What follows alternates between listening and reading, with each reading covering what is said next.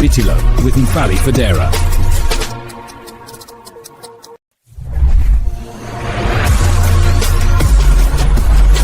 You're listening to Bitilo with Mfali Fadera.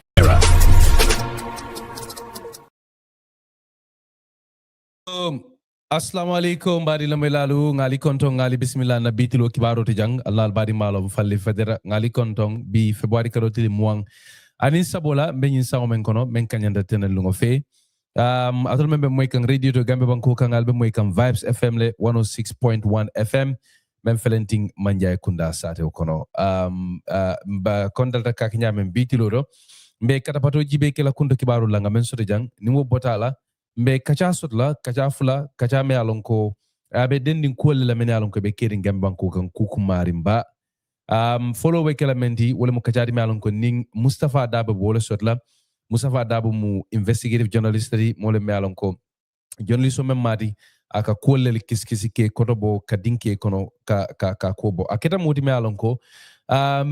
kolu men be ke kan Ukraine Gambian on mbita kan kelo ke kan Ukraine banko kan kata kelo ke Russia e o kibaro atele ya kibaro janjang Gambia banko kam ate Mustapha nyaata demanding mba sotola koku be dending Gambia non la kelo la ate Ukraine banko kam o bakela fendi me alonko mba jibela mba fanon lambe dinkala kono mbe MC Cham fanan sotla jang MC Cham Junior MC Cham kera moti me alonko ate fanamu alfalati UMC politique kafo kono Talib Ahmed Bensouda ye men nyaaton kaya nabe kacha ala fanan nyaato demanding mbadi ngol nala fa nga fandi ke nyen kibaro la anin fanan ngal fa nga fandi ngabula nyen kibaro kono ka kitani fanan di bar fanan ka jibe ko kindo kibaro la asela mo demandi ni murtanan dron ngana ngabula kono. You're listening to Bitilo with Mfali Fadera. Mbadi ngolu karabake dorong anse jibe ke kunta kibaro langa men sore jang National People's Party memu NPPD walel findida ka bayri ke kuma kangolla men yalon ko walel bota UMC la kemo bojambulu kemo keda moti me yalon ko aka diamu UMC politique kafo toyala UMC la mu politique kafti me yalon ko Talib Ahmed Bensouda be wole koma Jamal Kafa ko United Movement for Change ate finti nun komando kachato me alon ko ay wala soto nun anin kibar janjam bundado gambe wanko kam banke ko ako president Adama Barrow laftala nun pour Talib Bensouda ke ala vice president wati akaye o siran o kerekera e nenun anin ministaya wala ministaya ka ke ministère mebe marin julani safaro la ning atra Talib Bensonna ka kafu ala NPP kan kemo bojanne nyum fo bari nata ko makangolu menuje kabo NPP bulu ila diamula memu honorable Sidi Njati te fintida ka bayro ke kuma kan wala ako wonyon kuma kan sifa wonyon ku sifa namanan soto ako NPP nin Talib Ahmed Bensouda namanan si ka kacha ke ka vice president ya sira mo diala wara ka minister diala munku kan ko abinala ka fula patioma eko wonyon ku sifa namanan soto ya ko nyin soso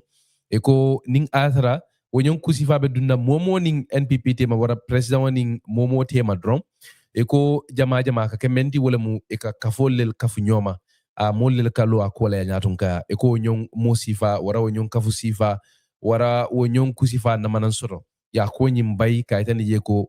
kuma le mealon ko ka na manan soro ko kibarulu ya itani nyamenna eko itolu ma kalamuta eko ni momo ya ke fanan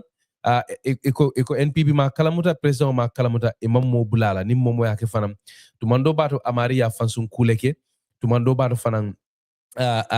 fansun kuleke je men nimpatio la amari bula ko manke kilinti ya tani je ko mu kulati me alon ko be la fala ko bambandi Mamadou Sabali presidential advisor national youth president NPP afanandi am rasana ñu sepe ku kili woni naka ko nyimbay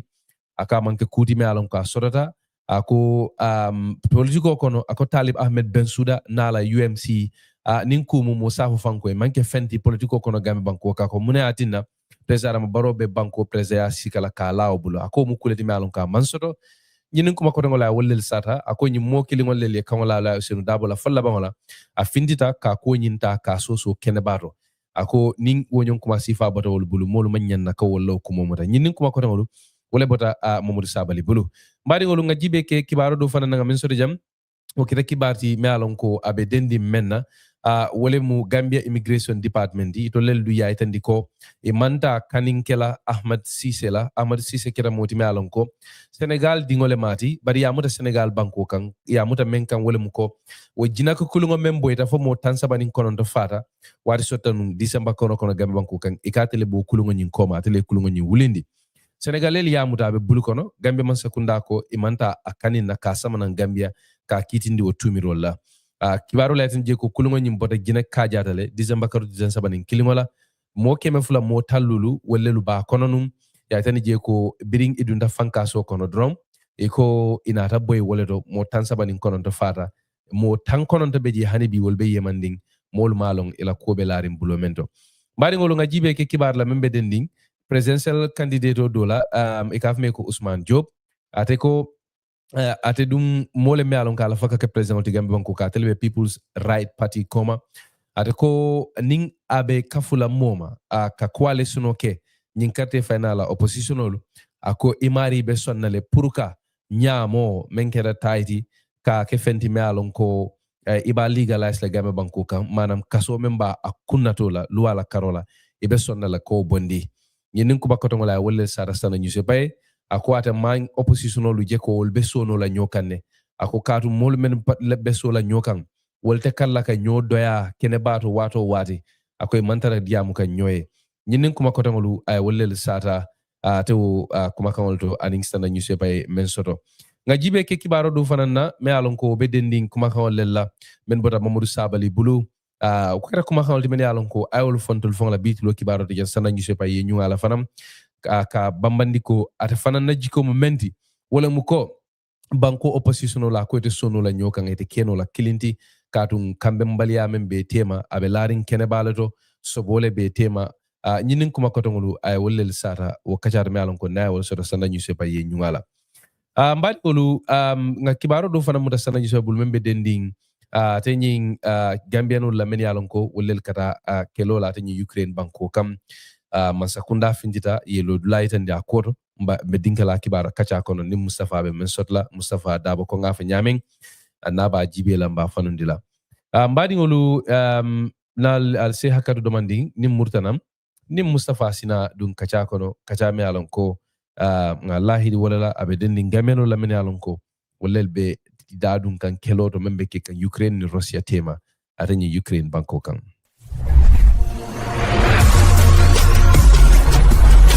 You're listening to Bitilo with Mfali Fadera.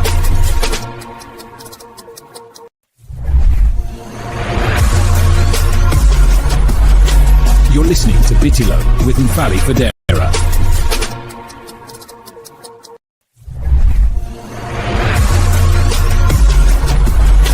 You're listening to Bitilo with Mfali Fadera.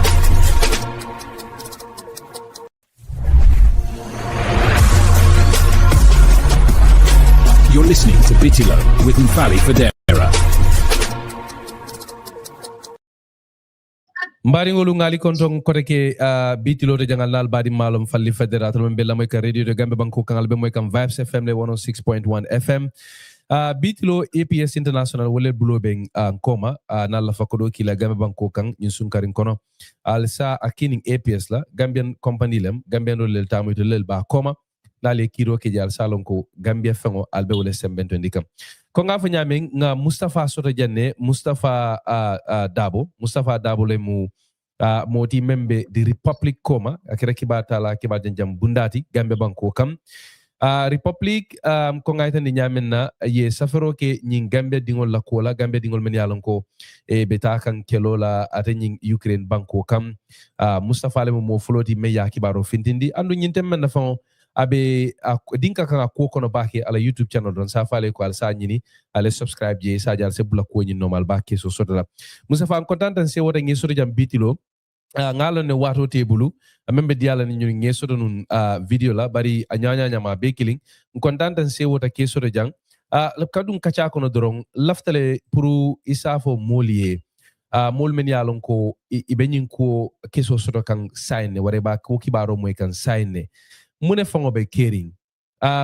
nga kibaro mi muta wala mu ko Gambianol be kilo ke kan Ukraine kono e be kilo ke kan e be menu fasa ka wa kilo to wala mu Russia ti nyin ko fango lata banke woto nyaati le ni se ko nyinta ya kono fanandi mole ngana dunga kono. Okay, abaraka bake. So nalon ko nyin follow from menti wala bidding Russia boyta Ukraine ka sanji nani komanto chalo nyin kumasta Russia dingol kumasta leta takafa. So birita takafa naturally of course politician and Vladimir Putin the near invasion of Kela Mulbe Faka on the front lines, Yalon domestically, La Mulka Wuli Kanek, or Beka Jafilala, political opposition on Fanaba Kumofola. So, what all the Kumasta Kamuli recruitment, Kamuli in Kabu Pantana Bankolka, Ukraine, Africa, and North Korea, and other places. So, Africa to Tata, Banku Jamalaka, Yamul Taji, Minialon, Patata Fomo, Wuli killing Kemenan. Yo, so mo wili killing kemenano yeta ne kadu poli ke soldaron ke train ke ki Ukraine ka taka kelo ke ke jo yo so poñing akuma fam wolde but ndola gambe no jamal men dunta ji jamal beje nte la understanding moment even do askeno because nyin ko na be man koy lala but nte la understanding moment jamal beje ya mem ide tole dunji Jamal Beji. Yeah, because Jamal Beji tata Dubai le tata Qatar. So if you know these Gulf countries, do tata je na meta. Do Beji agent ol le ki sambaji.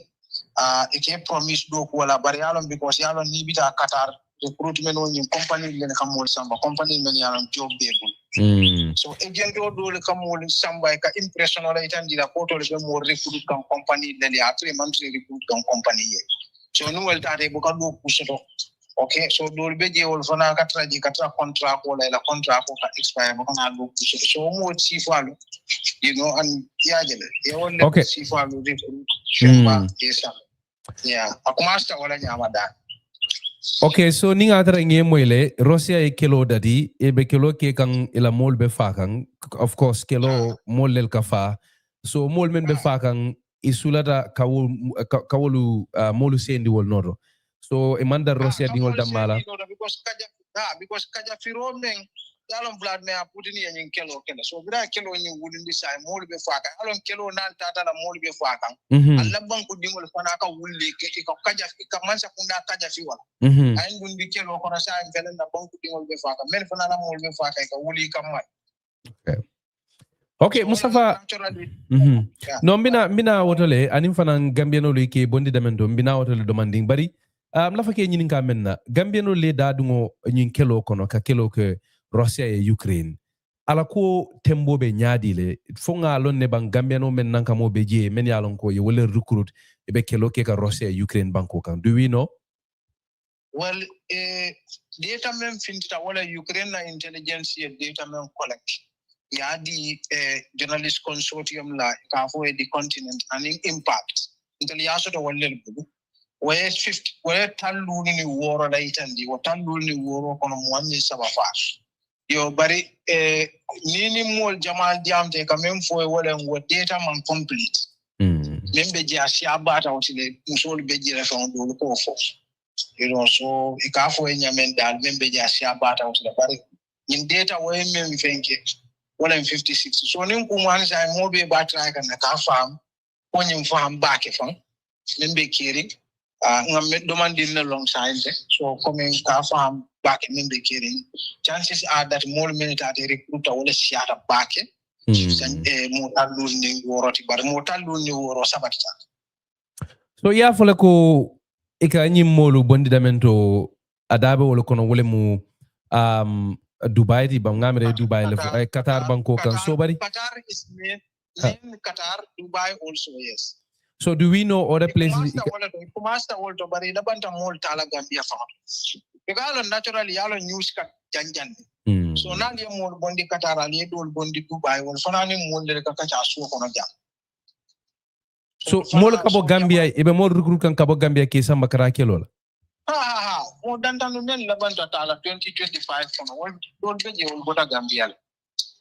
on bota Gambia they got their tourist visa from the Russian embassy in Senegal they also don't want to data in Gambia to flight and they went straight to Russia So fanyi molu la fangamento jibe wala mu ike dundi nyin kelo ko kono nyame. Fo fende me alon ko kalon ne ko ikata menna bang fo ya mera ko ika kule fo ye anin mennin kelo manke kilindi wala ke bondi game because ko report fanam mo ko jama dol be je fango ese bondi jaye ya fo ko misal fe albita rosele bar maybe al kata karan wala kata doku dole la malon fo la kiskisuro kono ya lon ne ikanyi molu Indolun dema America o fo dela understanding jawti. Dela understanding momenti yalon na ko ibe samba kanne Jamal beji ike samba Russia do wala. Also totally amanke Jamal beji dara Russia military ko wala de. Jamal beji dara Russia do wala ko ina job level Russia. Like I said, mol kam mol samba Qatar pretending that coming company be recruit kan wala atre man recruit kan company. So ni all samba Qatar wala Qatar jobless ring okay mo. You understand that now? So say min fona ka wala prey upon fona ka wala advantage sa kahit hindi nyo ko job be Russian. So ni agent fona wala futan din na Russian now. Yes, somebody on a tourist visa.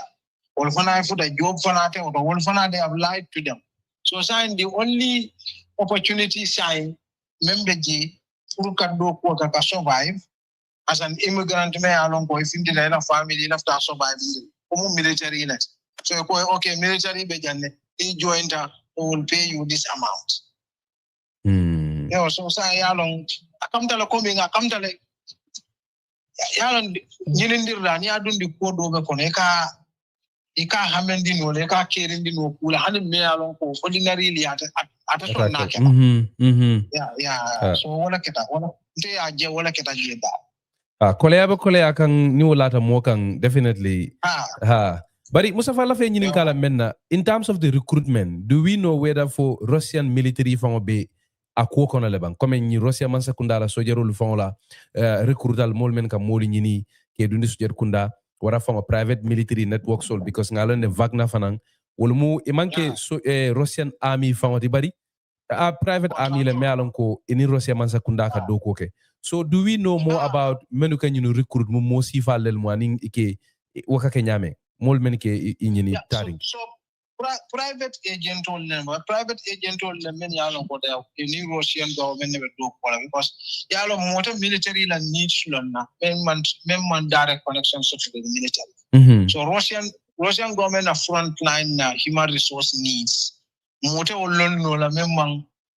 and Russia also new warm big secret let so and so more be do recruitment can for any agency Alongo is working for the Russian government who has to be very restricted. So the private agents will but the Russian government do. So Mustapha ni recruitol men Alongo ka wolel bondi Gambia ngala ne fana man dan Gambia da mala Africa banko ko tangol be jele mum mo si fallel mudi sojari kotol lel mbang ngala ne yafule ko mol men Alongo be bay nyino e be bay ngol fana ni arab du banko ko kol sambale but karandingolu because ngalane we have a lot of Gambians also in Belarus, Russia, and Eastern Europe kono. Do we have a complete picture? Fo ngalone bang mo sifa lelbe nyun kono. Gambia sojar koto lembang, karandingol lembang.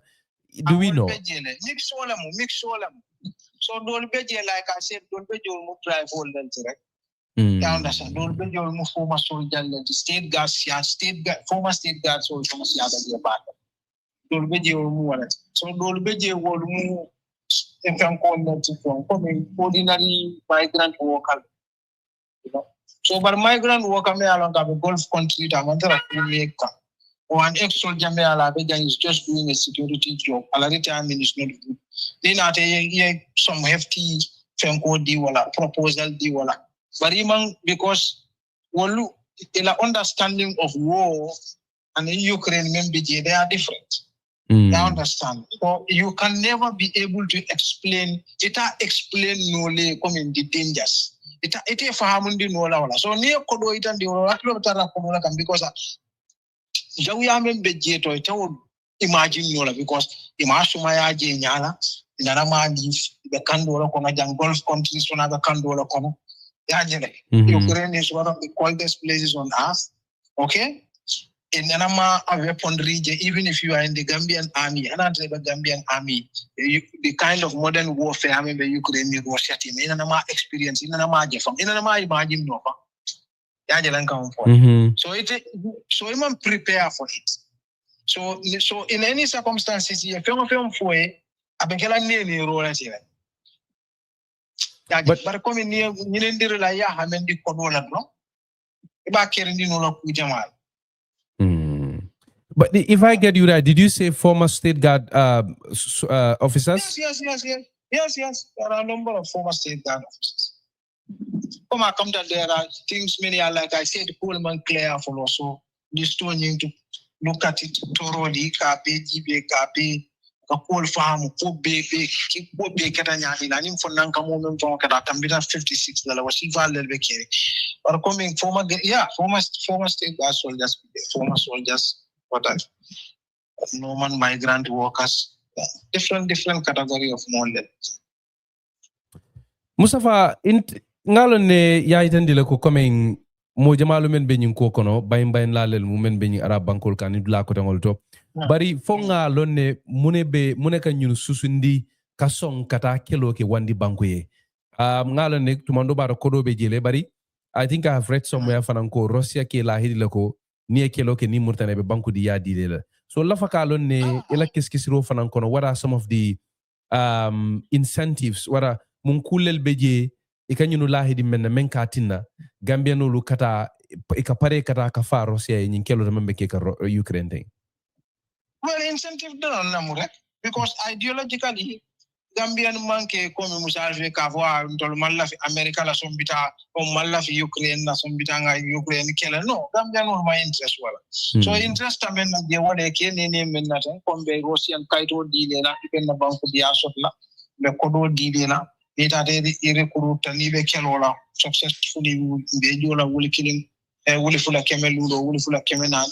you know ni contract ko ban be jola ning amount of money la yajiran count for so ila life be change na de ni la family binan wala de stay na stay Russia again ne o sifan so but sai buka for like I said ni agente ka ko ni ro ibuka explain the reality membeji. You understand? And like I said, Gambian soldierity, the kind of warfare member carry Ukraine, Russia, the two member running Tinaro membiji, it's in a more leave. You understand? It's in a more weapon all for use. Missile all military fighting. And in drone ballistic missile bitani suicide drone Iran na yung kamakashi drone suicide drone so Russia or Jamal bala people so you have situation may already explain wala mode way so kola sumaya kono you know the water can go somewhere in a totally different environment. I mean it's a landmass, it's a huge area so all ante ka fo ke ni bari ka kodo mem fo e nyilindirla e kodo fa naturally all mankanya dul beje wol tar system. Do we know ike lahidi ko be jola jella wara ke jo menna? Well, monthly most of the figures come out and all $2,400. Wow. Yeah, most of the figures come out and the monthly. Nita for recruit ila tokela training ba. Dole ka for la training is 1 month, dole ka for mensa hayata wala 4 months. So it depends. Different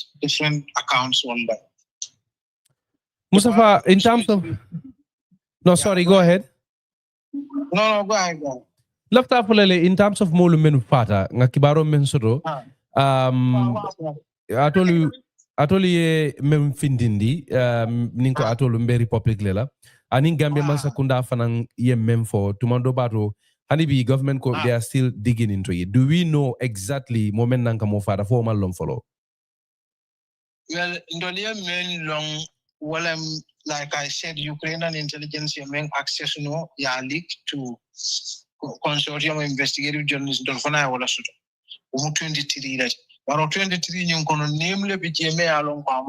among sound or Gambian name them. So like it could be 22. But problem mo mundola data la problem mo menti wala Russian names, name only telling you yes of a Russian. So very yes of a Russian in Google Translate. So I don't name Google Translate from Russian to English. Coming Jata at a Yata. So but it Yata and the Jata and also because nim family member diam tale dol diam tale. So and the family member through the interview so luckily we were able to establish many for a date of birth so in Karo. So on a date of birth so do for a passport bio data. So Ningela name the wrong nka correspond with your date of birth. So nka so Hanandra Google Translate or a different name dinner. Galon and Yinkaimo. This, because this is look at the date of birth. So I can cross reference now. So I can't all but so ini molu diamu da meni alonko ela family mol men benyi kelo kono ini la family kam mune foye kabirintu mo men nyunita da nyindulato ila inila nyo moyo ye mune foye about their experience there. Did you find out from about that? Yalong come near Mosa, all I'm going to Rofanaka Bejil, Punta Jilla, because near Mosa Badula, Melon, Kobe Monquam. Ya found. So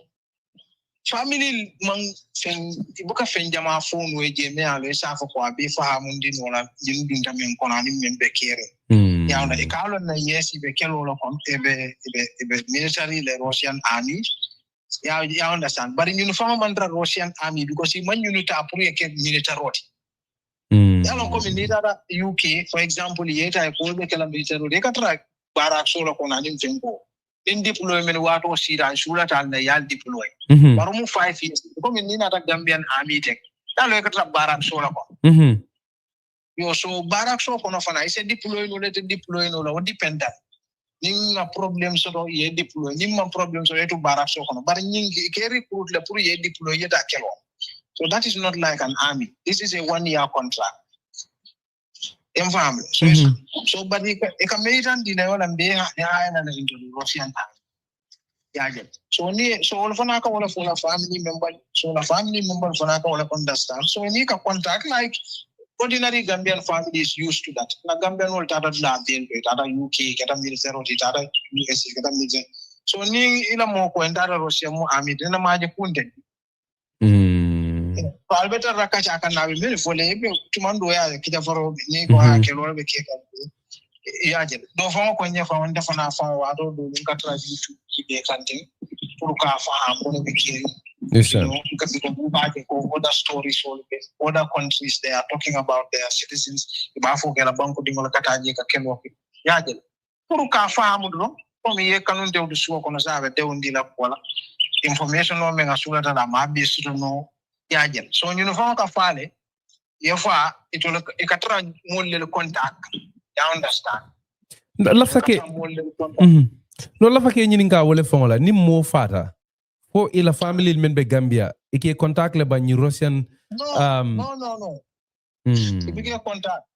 ibike contact because nten family man diamu me alon ko Russia fangala man sa kundala defense ministry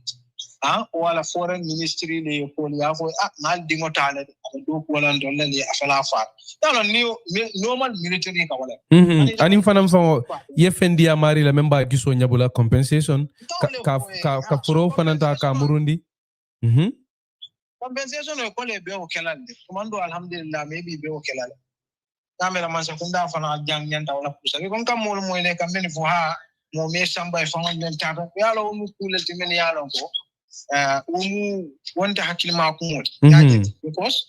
because mo adunda ko kono better rajela pour ka fa ya fa.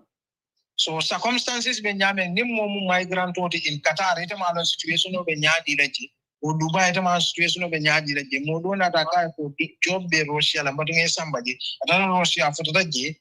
o suma yan kono do kuta je fente je amam pension so he has to survive do ina ka ko ha bar do ko be janne military do ko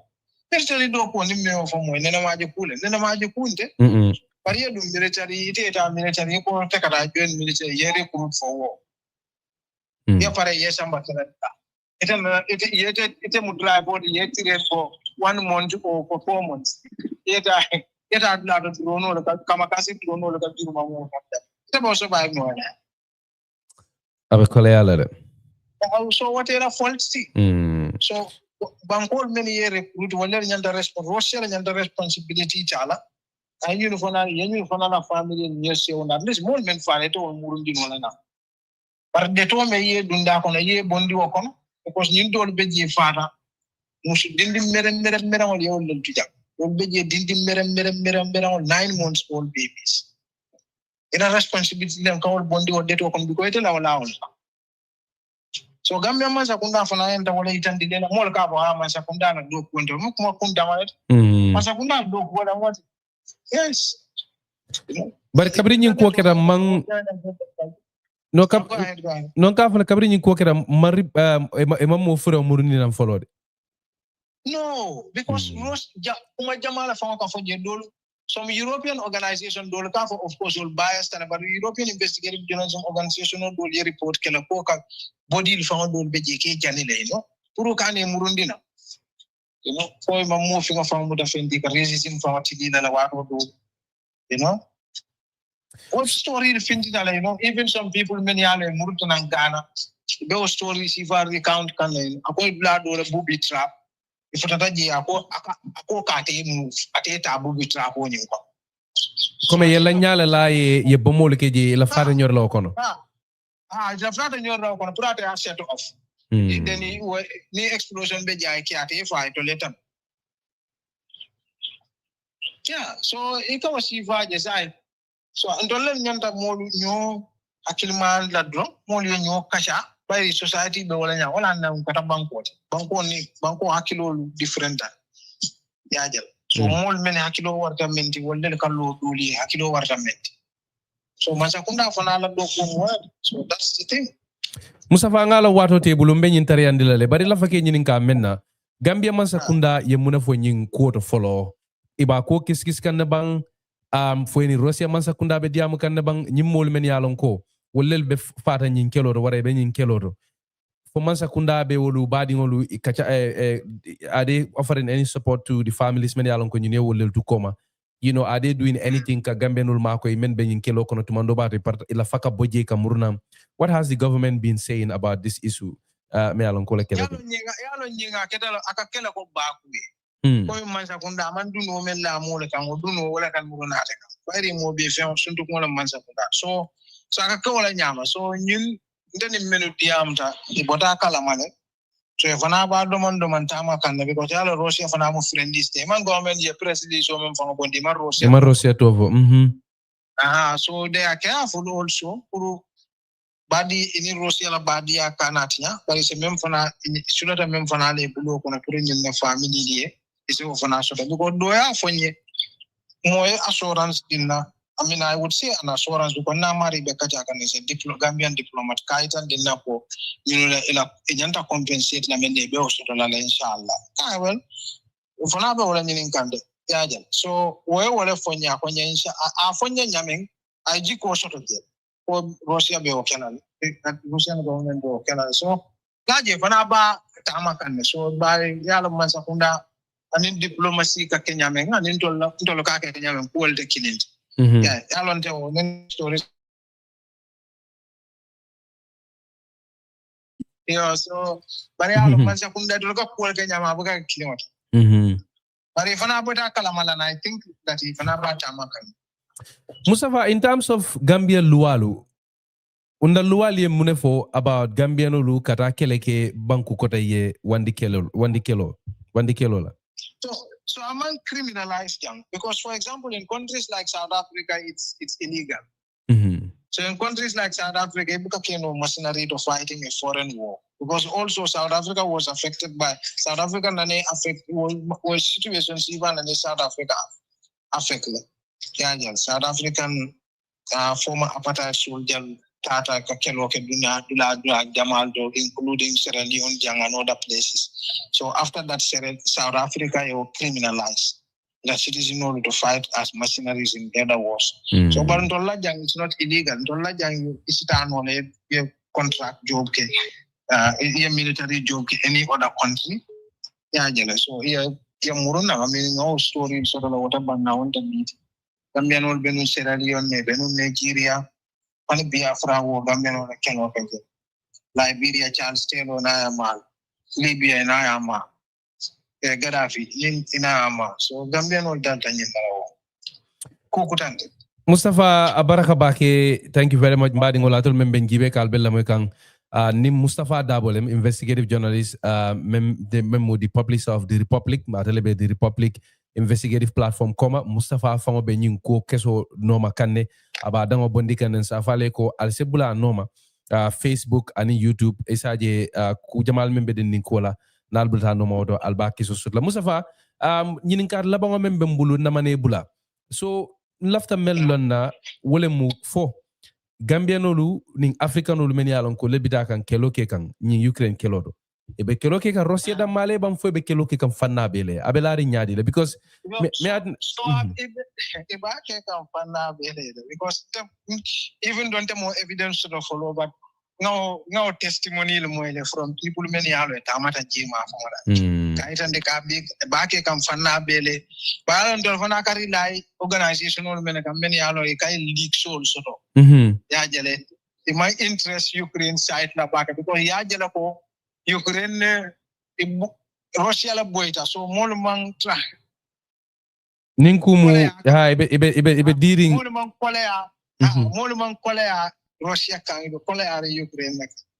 mol man kolea Ukraine ke ibe kolea Russia la kan so because ya long also Aberako ndol fana la situation is very delicate because like I said Gambia government from la position is very delicate because Gambia tata la poya itande ko Russia boyza Ukraine kan because being America at the UN General Assembly a resolution or someone to declare this war to I think declare it illegal or something like that. Gambia voted for the resolution against the Russian invasion of Ukraine. So technically, Gambia has said that the Russian war is wrong. Russia should not have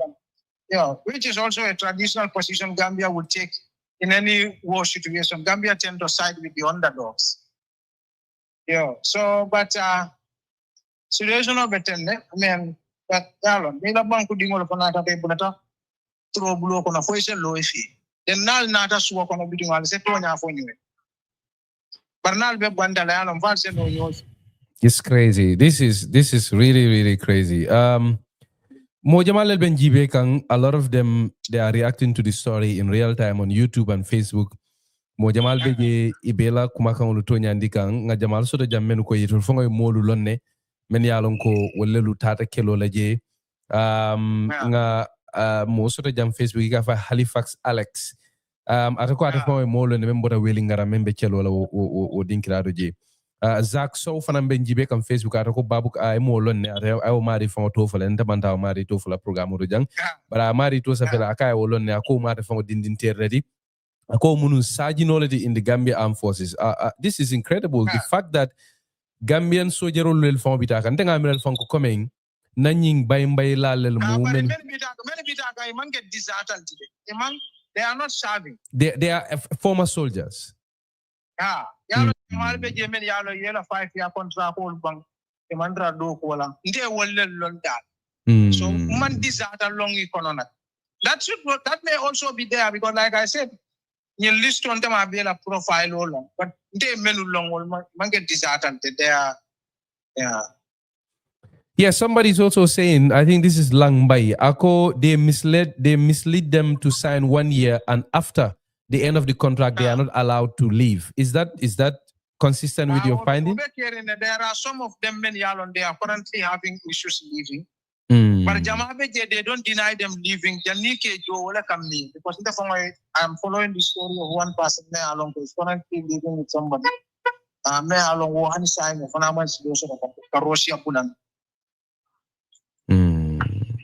So when you get to I understand but like I said, by the time then Dunda Kono like I more force Amutan Yofi, many Tata Yela Josoto, many Fona Fata Yela compensation also. The name Murton and Com Swakona, we can find a way to deal with it. But at this point, too much. The moment Definitely. Because for example, in kendingol men yalo e tata 27 28 29 itade fata you understand me ye dindingol men tu koma men yalo ko de 22 ini dingol you understand me wolu fom mo se wol take care yaje so nim wol mallo pour ñuni yela compensation so de ñanta men so la demande mo men so la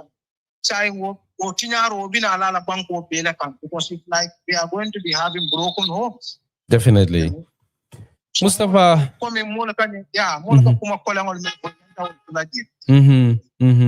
no it's definitely comme ya fa ñameng you know menketa aketale nse menkeno wole mu mol men tuta kono jenta jamale fana be man to ñafo man to ñafo ya Mustapha Darboe mu mbadingolu abaraka bake wato mendaka kafu majang ko nga fa ñameng Mustapha is an investigative reporter, a journalist from Gambia, atele mu di Police of the Republic ti ata fango be nyun ko keso noma kan ne kalia moy di alia moy nyameng al sebula noma YouTube nin blalto na la faka fanu a ko nyun kono al ka faka ko nyun keso so Mustapha ngeje ngeten di wato menda ka kafuma be kacha kum fala jane bari Bitilo be tentenale mbadingolu nga mensoto jang nimmen kana kacha wole mu MC Cham Junior di ko nga lahidi nyameng MC Cham Junior mu alfalati politika fote kaf me ko UMC Talib Ahmed Bensouda ye kafo men nyatun kaya nga tele soto jang bi la fambina men kacha la ning MC wole mu atening moy ñomoy baliati me alon ko wole be IEC ning UMC politika fote ma MC kontaan nañ di la dalal fii si Bitilo kibaro fii di la nuyu bàyyi la nga nuyu wante ak nit ñi and then we can go into the conversation. Jërëjëf thank you very much maa ngi la nuyu bu baax bu da Fadi Fadera di mooy nekk first time ma ñëw si programme bi xanaa bi mooy ñaareel ma ñëw si programme bu am njëriñ la Gambian ko déglu fu nekk di ko seetaan tam di la gërëm tam time ba ma jox tam pour mu ñëw gën a mën a leeral mbir bi foog naa loolu moo tax ñu ma gën a ñëw di nuyu tam ñu nekk si réew mi ak si diaspora bi tam di nuyu suñu diaspora bi tam si all chapters yëpp di la war ne asalaamaaleykum. MC, you know, it's always a pleasure to have you on the show. Kontaan nañ trop fu ma bëgg ñu tàmbali mooy I know originally we were supposed to discuss this issue of UMC, you know, ay jafe-jafe yu nga xam ne yu leen nekk di am fu mu nekk nii in terms of registration with the IEC ñu ne lii ñoom ñu ne ñu wax leen waaye fu ma bëgg ñu dooree tey mooy ay kàddu yi nga xam ne Kémo Bojang yooyu la gaaral si benn interview bu mu amoon si ay fan yu passé di wax ne nag président Barrow jéemoon na pour am taalib NPP bem ko offer vice presidency offer ko another ministerial position waaye gis nañ ne NPP has come out to strongly deny those claims ñu ne musuta am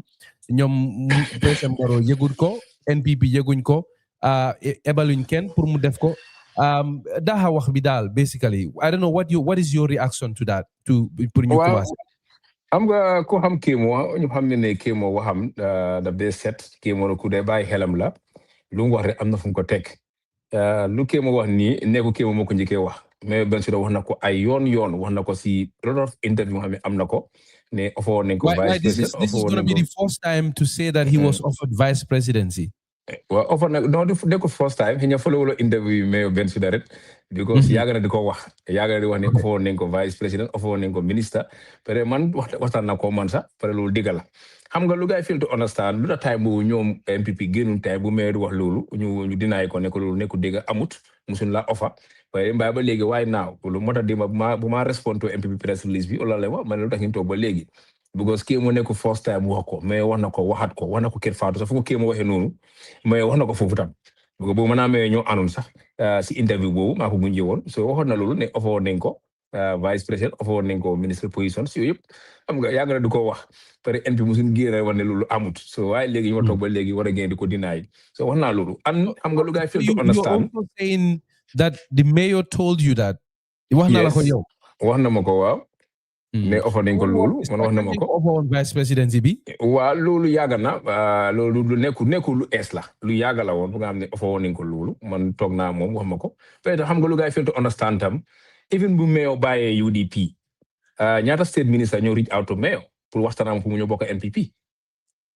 bu nga man xam naa ko No, but that is one thing. But to offer vice presidency, I think that is. I think am nga négociation am nga fa da négociation sooy def négociation il faut ku nekk nga waa ñëwal soo ñëwee ne la defal lii ak lii ak lii ne la wax nii ak nii so loolu is normal loolu is part of negotiation nit loo nga bind ko si paper o pour nga mu nekk agreement because time with negotiation la woon bon man gëm naa ne lu ma Mayor Bensouda wax man gëm naa mooy dëgg because ko xam Mayor Bensouda du waxantu te dëgg la day wax pare kii moo wax na ne moom mu ngi fa woon si meeting bi so lu kii moo wax moom daf ko dëgg la ne maa ngi fa woon bu yaay di offer Mayor maa ngi fa woon si meeting bi and Mayor wax na ko benn yoon ñaari yoon si ay lot of interview am na ko even ay Africa sax Garmi ak Mayor waxoon na ko fa so yàgg naa wax loolu NPP génnu ne loolu amut so su ma toog ba léegi ñu war koo génne kon am na lu xew bi ko gis ne léegi how far back is it? waaw because Mayor after Mayor election si am na lot of interview xam ne am na ko bu nga xam ne mu ngi wax ne moom su nekkoon ne position rek la woon kon tey dem na si government offer nañ ko vice président offer nañ ko ministers tegal nañ ko offer nañ ko bu nga xam ne su ko neexoon tey an loolu mooy digga tey su nekkoon tey Mayor Bensouda tey right now dem na ana government ñëpp xam ne tey government si nekkul vice président da nekkal ministre right now currently si demoon tey dafa join gars yi loolu mooy digga because Mayor Bensouda ku ko am nga yow da nga koo celebrate because nit ko xam ne dafa am gannaaw peut ñu am yaakaar si moom bari na si réew mi ñoo xam ne gëm nañ ko kon kooku su àndee yow tey yow su boobaa yow si bopp di nga ko jox tey am na ni nga àndaan nguur mënuñ jox baro dara wala mais su àndoon tey government tey ñaara ni la mën a àndal tey ñaara junne Gambien ñooy àndaa moom si lu mu nekk so kon lu gaari wax noonu man dama gëm ne dafa am parce que lu may wax mooy dëgga an lu kee moo wax mooy dëgga. So sister yaakaar la okay, maybe I should say, what did the mayor tell you? Lu tax mu turn down offer bi? No, mayor lu tax mu turn down mu ne dafa wax gof président bi ne ko soo bëggee ma liggéey ak yow il faut nga try nga reconcile ak lawyer Darboe ak UDP ñu liggéey together. Loolu moo ne ko moto mayor turn down that offer loolu la ma wax ne moom mënut a liggéey ak ñoom hence as far as UDP ak NPP Dakar Barrow mu ngi am problème ak paa bi so the best thing mooy mais defoon na effort sax pour gis ne gars yi ñoom ñaar neen toog pour juboo am seen diggante. waaw comme mention nga UDP bëggoon la wax ne laajte xaw ma lu ci sa xalaat we have seen some of them online ñu ne lii lum digaral ak lum wane mooy luñ yaaga wax ne Talib has been trying to undermine the party UDP from within. You know, okay, naka la moo nekkee UDP mu nekk UDP mayor but the mid president bi see I secret or you know in ways that are not public. So I don't know what is your response. No, am nga ñooñu seen wax xam nga dafa am ñu xam ne ñu ngi nekk UDP social media nekkul dimbale seen parti bi because ñoom time bu gaa di energy bu gaa di use si about Talib UMC foog naa ñoom dañ ko war a focus more on Barrow. Talib is a sitting mayor in KMC mun naa gis président bi toogaat président bi waxtaanaat président mun na ko oo mu uyu ko man mi toog naa président so loolu is normal nga toog waxaayoo ne la man bëgg naa pour nga ñu liggéey man tegal naa la lii ak lii does not mean that da nga undermine the party waaye moom Mayor Bensouda ak si koregam ak si jubam ak bugga lu baax bugga defar woon président Barrow ne ko ne man mënumaa liggéeyoo fekk yow ak lawyer Darboe nekku leen benn the best thing mooy try nga reconcile with lawyer Darboe ak UDP ñu nekk together ñu liggéey together loolu la Mayor Bensouda respond to ñoom. Do you know ndax bu Mayor mitoon président bi waxtaan na ko ak UDP seen kilifa yi. non xaw ma la waxtaan na ko ñoom ma de am xam naa ne Mayor lu mu def moom dina ko yëgal lu mu ko war a yëgal parce que Mayor Bensouda xam naa mbiram nekkul ni ko de nëbbatu lu mu def dina ko waxtaanal ba tey nii sax ñu xam ne ñu ngi liggéey ak moom su lu mu nekk ñu ngi ko xam. But it looks like the UDP leadership, at least some of them, executive members like Mustapha Darboe, it looks like they were, based on some of the sentiments that we have seen, it looks like the family come no, xam nga people like Yankuba, xam nga Yankuba lu me def lu baax sax daf ko Yankuba dafa am problème so moom du ma def ko affaire am sax bo dama gëm ne moom sax lu mu wax démba dafa woon ne moom waxam sax make good sense because kuy def negotiation does not mean da nga am paperwork because sooy waxtaan nit ki ngay waxtaan moom does not agreement foo ko signé soo xoolee di former naka audit naka di so Mr Cissé boobu fana audit department man MDB la woon ku gaay génne noonu mu ngi laa wane ñu ko ooyoon ne ko ne la def ministre on na sanga time bu am benn agreement fa nekkoon so loolu does not mean da sooy def négociation ak nit da nga war sign a paper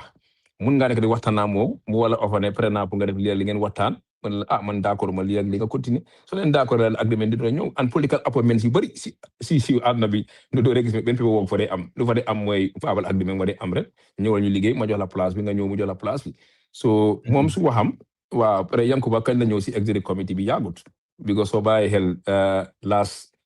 fana congress lañ ko elek mu nekk fa suma faté wut so kon meyo ñu waral waxal na waxa ñom pare meyo amul ben digënté ma lawyer Darboe amutom ben lu nekk seen digënté direct la woon communication direct whatever lu mu def xamna dina waxa moom I think so because meyo nekkul nit ko xamel ben nubut waaw su lu digal la nekk MC bugana ñu seet mbiri IEC bi moo nekk registration bi nga xam ne UMC is trying to do comme que just to remind listeners UMC is still a political organization, political movement as they like to be called, nekk a good political party. ñu ngi try ñu ngi jël i jéego pour register nekk a political party in the Gambia. But gis nañ ne the registration process is not as smooth. Jël na ay waxtu yu bari. IEC at the end they came out to say, they turned down your application to register. Waaye gis nañ ne UMC weddi nañ loolu ñu ne turnuñ leen down rejectuñ leen. Mun nga ñu wax lan moo xew? Waaw xam nga man yàlla ma dimbale man maa ngi fa woon xam nga IEC bala ñu isi génne seen interview bu gaay Grand Tour Standard den kilifa United Party man yàlla def na man maa ngi fa woon si meeting bi IEC buñ fa demee ñun moo tax am na ñu dee wax ne waa United amul 10,000 voters registered mu gaa laajte loolu nekku dégg loolu amut ñi wax loolu amut buñ demee IEC man maa fa nekkoon man ak honorable Yaya Mente ak Tombong Seydi ak suñu secrétariat bi ñoo demoon meet with the officer of the IEC buñ demee gars yi génneen suñu documents yëpp ñu door di discuss about our party condition bi ñu waxtaan foofu ak parti color bi so amoon na issue with the color of the party so buñ waxtaanee foofu from there ñu ñëw si form si ñu génnee form si yëpp wala lu ëpp si form si lu si nekk mooy UMC ak Unite moo fa ëpp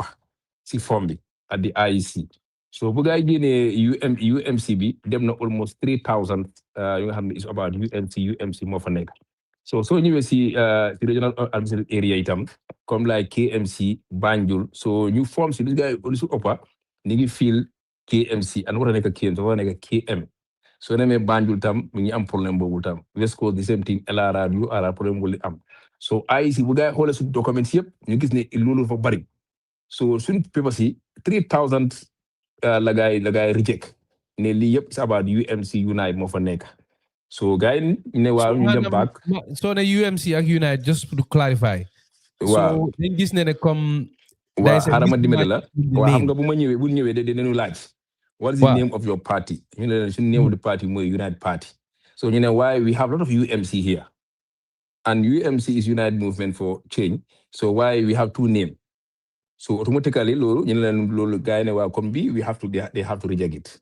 so ñu reject naka some of the name of the administrative areas comme like KMC in terms of KMC to KM Banjul or West Coast to Brikama administrative area so loolu yëpp after la gars yi reject 3,000 bi so the other one gars yi ne waa léegi ñoom they will get back to us but by that time ñu ngi am by election bu amoon so ñoom amunoon time pour get back to us so after la gars yi bind to us ne reject neen naka 3,000 even yooyu waaye based on lii right now ñoom seen law mooy suñu reject even benn of your form automatically all your requirements yóbbu yëpp sa signature yëpp da nga koy ñaaka and 30,000 signature leen yóbbu to the IEC man I was there with the IEC bu ñu go over documents yëpp ñu gis ne 3,000 bi dafa bari lot of UMC and others labs yu fa nekk so moo tax gars yi reject suñ naka suñ application si and that reject so nekku reject because ñoom dañ war ñu correct ko ñu yaay woon ne turn down so wala even the vice chairman of the IEC génn na mu leeral ko mu ne there is no reject there is no turning down understand nga so lu am foofu mooy dañ ñu wax ko ñu resubmitaat suñ documents si ñu recorrect ko resubmit ko back wala some of our people is politics ñoom they use it as politics wane waa dañ reject xam nga but lu guys fail to understand you don't even need mun nga am political party so ne with or without political party mun nga taxaw elections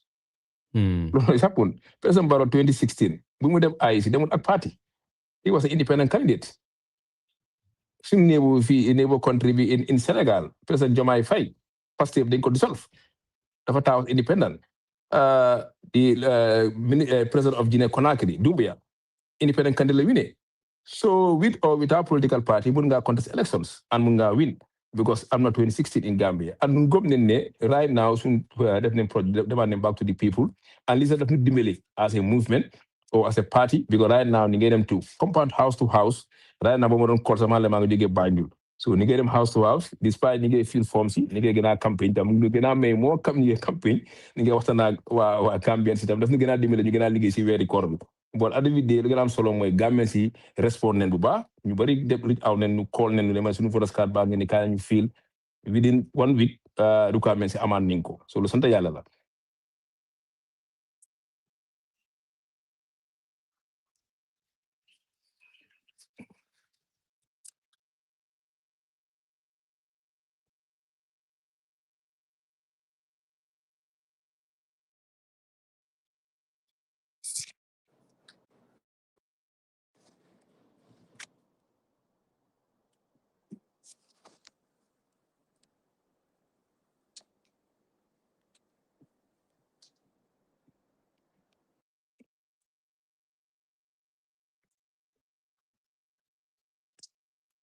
it's not working. Hello, can you hear me now? Yang ma degali. Yes. Wa ma dégg wa. Nga jégal ma ci loolu. Lu ma doon wax mooy ndax yéen you are not worried that issues like this will not have an impact on your credibility and people's perception of your ability to do things and do things right. See, in the sense that, you know, for example, some of your critics, let me say, Mamadou Sabali, for example, was here on my show. He said, you know, a party that cannot even do registration successfully, you know, we cannot entrust such a party to run the country, number one, for example. How manda gisnga that concern, whether you can understand why somebody may have that view, because we've seen that. I know it's still a very early on, you know, probably it may undermine people's confidence in your ability. First, si turbi la won. Turbi belegi, well, let me say, a lot of people are not very clear on whether UMC la or Unite la. We also saw that, you know, there was a lot of misunderstanding about the party's emblem. Moy guru bi. Ban la si won sinatal nga xamne yoy len gene. So I don't know what your response is to people. Suma respond. Wow. Suma respond is very simple. Mamadou Sabali mom bu xamne mo amul credibility because Sabali si nekene mom la gamé la dégg ken waru ko déglu because Sabali luñ ko xamé ci lu lay dundé du wax diga because so xolé Mamadou Sabali since mom bala mu nekk UDP amul lu mu bayu UDP amul lu mu tumal ba ki dem Ndiaré Sabali so gëssé mu dem NPP ñetti mbir la because fi la taxaw amul lu mu waxul Aboka Jawara amul fu tumal wax mi tumalu ko fi ne 1 billion years duma ko apologize fan la mujjé bu mu xamee ne case bi right now fu mu dem likely mu naa dem prison mu dem sorenda boppam kon kooku du amul crédibilité kooku wata wax kenn ne sa crédibilité dañ ko war a ko exot because nun naka United Party is a young party bu es la mu ngi ñëw es ku nekk mu ngi fill form bi and time bu soo xoolee kañ la ñu ngi ko lañ 15 of October on the 1st of naka December ñu dem summit within few months la so kenn ku nekk mu ngi xër kenn ku nekk mu ngi fill form bi so there was no time but nit ku nekk da nga learn from your mistakes and loolu is normal because other political parties am nañ problème boobu not only the United Party even NPP soo xoolee si biir time boobu xëy na by then di media bi nekkoon loolu soo xoolee si biir problème sa gaay mun nañ koo am because some of the mistakes yi mun na faa nekk and kuy feel for mun ngaa def mistakes but people like Mamadou Sabally ñu xam ne moom amul liggéey because moom liggéey bu nekk State House te ko table fa nekk every day su eewoo suba dem State House Baro lu mu ko laaj mooy naka Facebook bi naka Taliban so loolu mooy diggante ma Baro ne ko waaw boy bi maa ngi ko attaque maa ngi ko def nii maa ngi ko nii ak nii xale bu ndaw bëgg ñu nekk président loolu mooy liggéeyam so Mamadou Sabally nekkul ni ko xam ne peut soo gisee mu dem bokk Baro because kawat la ñemewut bu ko téye si police yi fii man dem naa seede ko kere waa police daf doon jooy foofu daf doon jooy tey bu bàyyi Sonko bañee sign naka bail bond bi di wax ne bàyyi di wax ne moom bëggut bail bond yi police yi moom dafa bëgg a ko jox ko bail so daka Sabally was crying di wane moom lu ko dugal sa mu bokka Baye Sonko benn case sa bëggul ko woon because kii wax lu nekk sax den am dem di ñaan Baye Sonko accept pour mën a sign bail bond police pour mën a génn so Sabally yooyu ma ko yóbbu foofu par exemple ku ko xam di wax digga because moom si lu la dikka moom yaa der la tuumal man bakki de moom amul lu ma waxoon fii an lu ma wax lu nekk digga fi man waaye dama gëm ne ñëpp xam ne moom si lu la mu dundee boo tey wax na fi ne United dañ feel ay form ni nga xam ne ñu dee xam nga loolu lu garaaw la wax noonu sax an loolu c'est serious allégation bu nga xam ne loolu nit sooy wax dara ba yaa ngi si weeri koor yow nga ne julit nga yaa ngi or yow xam nga ngay walu nga xam ne amut bu demee man dem naa AIC maa ngi fa woon amul benn forme bu AIC génne ne di den register ko xam ne ku dee la amul billahi wala taala si or la nekk man bokkoon naa fa maa ngi toogoon foofu so yooyu ay yaaxa der because moom dafa am jaloos dafa am grudge because xale buy teggi wa xale boo xam ne yaa ngi ko ñoom problème bu nga ama benn suda mooy kañ la kii ñëw ni yaa ngi am jaakaar si moom mu ngi dal mu ngi teey so ñoom leen moom dafa bëgg ne moom ñëpp da dem si gannaawam Sabally kuy rise buur ku rise moom ku bëgg rek kuy doom daw si gannaawam nga nekk booyam xoolal bu mu demee NPP la isil MPP because politique bu mu xam mooy politique yi 419 politique yi naxate bu mu nekkee UDP dafa taxaw for ay yu doomi UDP taxaw ne they are from NPP bu mu demee NPP wala mënu ko faa génne mënu ko faa wone so moo tax politique bu mu demee as a campaign manager yow yaa ngi cross capital NPP mënu loo ànd ak kenn mënu loo jëlee kenn si foo nekk même Bensouda ak Sabally nekkul benn Bensouda dafa resign bala mu resign UDP ñaara doomi UDP ñoo bàyyi ànd ak même Bensouda right now xoolal di movement for them Gambia the entire country all the regions yëpp ñu ngi am foofu structures both at the ward and village and constituency level lu nga xam ne Sabally mënu koo am right na fi struggle na fi pour fam fi ay groupe yi nii dara mënut a wokk so kii within sort of period less than 4 or 5 months time right now build na all structures am and gëm na boppam so maa ngi Sabally ñoom tey ñoom ñoo war a gëm seen boppa yow mun loo agil système bi saaga ko wax lu nekk Baro saaga jabaram saaga famille mi wax lu nekk dëkk lu nekk te nga war a ñëwaat di seen système boobu daw si gannaaw yow nga ne intellectual nga da nga jànga yow nga dem ba nekk secretary general of this country nga fooy mujjee di daw si gannaaw moto président nga xamee kooku da nga ko xas nga ne kooku jàngut xamul dara te ku jàngut xamul dara ngay daw si gannaawam so ñun United Party ñun leen gëm ne su lu nekk mu ngi correct and Gambians yaa ngi ñëw every day ni yaa ngi join tey maa ngi nekk baañ bi ba ñaata ni ñoo cooy cross capet yu bokk si United Party bi every day ni yaa ngi bokk cross capet jógee fan di ngay jógee UDP di nga jógee other political party even NPP every time people are coming because NPP amul base lu mu am mooy NPP lu mu am mooy ñu xam ne tey dañ demoon Ana Barrow because believe ne ña bëggoon UDP government ñëw so ñu dem Ana Barrow right now ñu fu mu nekk ni gis ngeen option bu nga xam ne léegi ñëpp every day people are coming to join the movement every day suñ form si right now su ma la waxee noonu billahi walaay taala ni yaa nekk di nu call ñu wal suma kër am na 10 nit am na 15 nit kaay nga fill form bi parti bi dañ ko register every day ni yaa ngi def loolu okay MC bëggoon naa beyond Sabally because I think when I hosted him also he had some comments directed at you so more I also allow you to respond to and comments am na fu mu waxee sax mu ne man maa wax ne am na fu mu waxee man maa wax ne mais Bensouda amul voters card loolu ma la wax wax dëgg man jiiri si mu ne ko seen parti bi ñoo bina petition to the IEC dafa am ku ñëw mu ne mais amul voters card ñu bina petition to the IEC laaj Lucky am na voters card ma génn journaliste laaj ma interview ne ma dañ dégg da ngeen bina petition ma ne ko waaw ma confirm ko ne di bina petition is our right pour ñu bina laaj IEC Lucky am na voters card IEC request bina back to us ne kii am na voters card war na voters card bi so automatically so loolu jeex na and loolu is our right si ngi fii laa ne am leen daaw si nit ki pour dañ ko mën a to the IEC and loolu parti bi du man is the party decision la and I was the youth president of the party. Okay, I just wanted to say, but beyond Sabally, can you understand why some people, myself included, would say, for example, given the caliber of people in Amsen Timbi, like yourself being,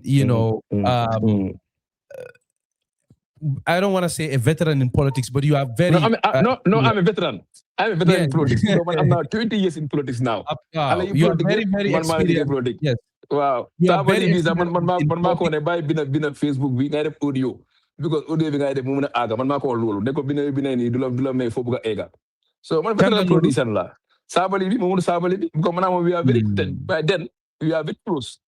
understand nga by then la wone mo legi de understand nga wow because léegi moom maanaam moom amul dara lu laalo wala by then maanaam moom we are very close man maa ko advice ne ko binda yooyu binda ci Facebook bi amul njëriñ audio yi moo am njëriñ dama nga def ibi sa forum nga def ay audio ñu dem fu nekk man amee veteran politician because man maa politique ñi tey bari politique I totally agree that you've been in the game for so long. I think soon last conversation be hold nañ ci woon torop waaye lu tax ma doon jëmali mooy you have people like yourself you have other people around UMC or in UMC yi nga xam ne they are equally experienced si wàllum jàng si wàllum politically in different spheres of life. So what I'm trying to say is when you make decisions xanaa yéen yëpp doo leen ngeen talk ngeen participate si to avoid mistakes like this, because come like I said initially it was about the name. Ñu gis ne tamit the emblem also nekkoon na problem, even the party color that the IEC cited yooyu yëpp ay problem la yi nga xam ne one could say okay, a party like MCC or a political group like MCC ñi nga xam ne what they base their branding on mooy ne we want to be different, we want to do things differently. When people look at you, they see that you people, at least based on what you tell, the message in the you want to be different from the rest. When people start seeing mistakes like that, that's why another dimension into the conversation. So I was just asking, how are decisions made with MCC? I'm going to UMC. I'm going to decision bi ko mégué. I'm going to UMC dafa am secretariat. Ñun we are the politicians.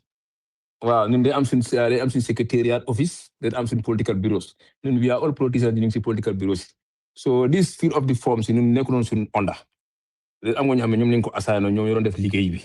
Ñom ñu doon def vet bi whatever ñoo ko doon def. Ñun as politicians ñu nekkon ci grand bi di mobilize people, di reach out people, di waxtaan ñom. Am na ñam ñom ñoo nekkon ci sari de fill the forms. But so you see the color of the party. Bobu IEC problème nga am moy red naka red white blue bi dafa nekk 3 up to 6. So ñu ne pour ñu wàññi ko pour nga gis ne si box bi dafa mën a nekk so dafa bari so loolu moo nekkoon problème wala kola bi ak loolu nekkoon problème with the IEC problème bi moo nekkoon UMC ak Unite man demoon naa si meeting bi so wala soo xoolee soo ñëwee si waaw society experience but ñun de am ñoo xam ne ñoom ñoo doon right now soo xoolee this current one man maa ngi nekk Banjul Ibrahima Diba mu ngi biir Kaama ku nekk am na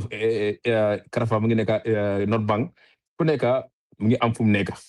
right now everybody mu ngi nekk si field bi léegi dafa am ñu ko joxoon ñooñu nga xam ne ñoom ñu nekkoon secrétariat bi so personally man am naa experience ci fill form because bokkoon naa ñu fill form xam naa ñu dee fill form so wante dañ joxoon time boobu di nga ñëw estam xam nga time boobu di nga ri groupe ana sa lu es la ku nekk ngi bëgg jël responsibility ne man maay téye fii nañ jox kii lii fii na kii nekk fi kii nekk fi waaye bu ñu demee gis ne ñaa am nañ mistakes tam ñu ñëwaat back to the drawing board ñu accept suñu mistakes tam as a human being so ñu go out to the field so right now fu nekk alhamdulillah loolu lay now Roman state boobu fu nekk nii waaw ba doomi aadama mu nekk ku nekk da ngaa bëgg def mistakes waaw kii ki ma ko jël liggéey nga def mistake wa taxu tam dañ war a am blame game bo lu ma gëm mooy loolu mistakes am nañ ko and lii tam jaar la xam nga doomi aadama bu nekk da nga war a am loo war a gëm because doomi aadama da nga war a gëm yàlla suy defar dafa do comme kuy yaax peut être jaar yi yëpp dafa tey daf laa woon dig strong bi bu mu xafu ne ñu wàcce ne si ground bi ku nekk duggoon na gis ne mobilize neen fill neen form si within 1 week defe naa nañ ko resubmit naan back to the IEC so loolu sant yàlla la. MC, I want us to move on from that. And you said send politics before nekani. I think this is probably going to be my last question. I know they probably don't get na Gambia. And suma yaay mu ne ma bàyyi produit ma ndogu. Waxal yaa boy mu meñu rek dina laajte la bëgg a laajte. Preparedness in this electoral season. Gis nañ ne ñu bari commencé nañ. UDP ñu ne this election season is life and death for them. They selected their flag bearer 1 year before election, which is something that they don't usually do. When I had him here, NPP, Yen, what is your state of preparedness? How are you preparing? Well, right now, gis nga new development bu am tay, new development bu am tay suñ bureau bi. All our regional office ñëpp jox nañ gaay a brand new pick up, and secondly tam dem nañ congress, regional congress, dem nañ léegi right now ñu ngi constituency congress fu mu nekk ni ak village and ward constituency tam pour door defar suñ constituency congress yëpp. So fu mu nekk ni ngay reach out every day ni ngay campaign every day ni ngay duga even fill forms sa campaign la woon. So nun right now fu nekk la every day ni ngay duga ni yaa ngi dem fu nekk ni yaa ngi mobilize. We have different team. Am na team nga xam ne ñoom ñu ngi si ron kenn du leen dee gis am na ñu si commencé MC so ku nekk ñu ngi si media bi ñu ngi si rajo yi ñu ngi si télé yi ñu ngi fu nekk ni ngi reach out fu nekk waa village boo dem Gambia fu mu nekk nii duganeel fa am nañ fa committee am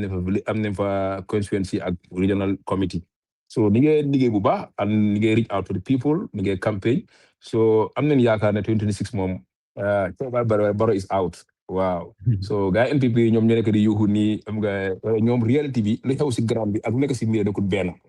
because government si gis neen coono bu nekk si réew mi so xam ne ne 10 years doy na pour président so ñuy wax ne Barrow na continuer yëpp te li si ëpp man dam day wax gars yi ne Barrow ñu koo pousse mu dem fu ñu mujjee moon fu mu daanoo ñoom ñoo koo bàyyi and ñooñu mënuñ koo win loo elections because ñooñu suñu waxee Gambia di leen déglu Barrow ñu ko waxal yëpp si media yi ku wax Gambian si du la déglu because ñooñu am na baadu gaa waxoon Barrow lu ñoom ñoo gëmloo Gambian si ne Barrow mënut a amee liggéey bi Barrow baaxu Barrow xamut so ñoom ñoo ñëwaatee ne Barrow xam na liggéey bi mun na am liggéey bi so Gambian si nekkul déglu ñooñu dañuy nekk di wax si media bi rek kenn du leen faale kenn du leen faale dañoo nekk di wax si media bi mbokk yi kooku mooy MC Cham Junior